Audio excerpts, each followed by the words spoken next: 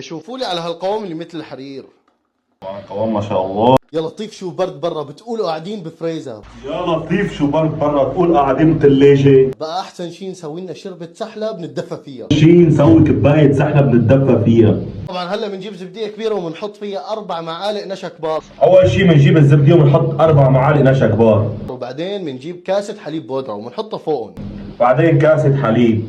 وكمان بدنا كاسة رز ناعم، طبعا هذا الرز الناعم. كمان كاسة رز ناعم.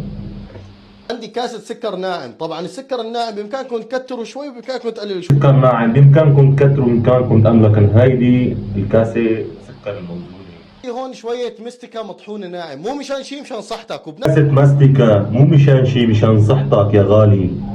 بدك هيك وبتحركهم كلهم مع بعض، بدي الخليط يتغلغل غلغلة مع بعض. هيك وتحركهم هيك، بده الخليط يتغلغل غلغلي. هلا بنحط نص لتر حليب، طبعا الغاز بنخليه على البارد، ما بنشغله بالمره. هلا بنحط نص لتر حليب على البارد، وبنحط لها شويه كريمه، مو مشان شيء، مشان صحتك. شوية كريمة مو مشان شي، مشان صحتك. السحلب وبننزله عليه والحليب بارد، بننزل 4 معالق لان عندنا نص لتر حليب. اما مسحوق الحليب هيك وبنحط 4 معالق للنص لتر. وهلا بنضلنا عم نحرك والنار مطفيه تحته لحتى يدوب كل شيء عنا جوات الحليب. بنحرك على البارد. نار متوسطه وبضلي عم بحرك. نزل على النار هادي، بنضل عم نحرك فيهم.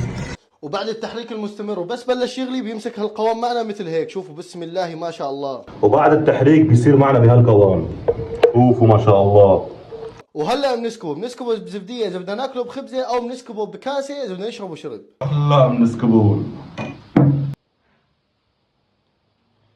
شوفوا لي على هالقوام اللي مثل الحرير. شوفوا ما شاء الله على القوام. واذا بدك تعيش التجربه الصح بدك تاخذ لك شقفه خبزه وتدوقها بالخبزه. شوفوا بسم الله ما شاء الله، بتاخذ لك هيك لقمه بسم الله. تعيش التجربة صح لازم تجيب الخبزة وتدوق بسم الله ما شاء الله. يا الله وكيلكم ما تهنيت باللقمه الاولى، بدها لقمه ثانيه بسم الله. الله وكيلكم ما تهنينا باللقمة الأولى، رح ناخذ لقمة ثانية بسم الله. وكمان لازم نجربها ونشربها من الكاسه بسم الله. كمان لازم نجربها ونشربها بالكاسة بسم الله. بعد ما تدفينا هلا بناخذ الكاسه وبنكملها على باب الحاره عشان بعد اطرق نومي. بينا بنروح نلعب ورا. لا تنسونا من اللايك والاشتراك. ما شاء الله فخمة.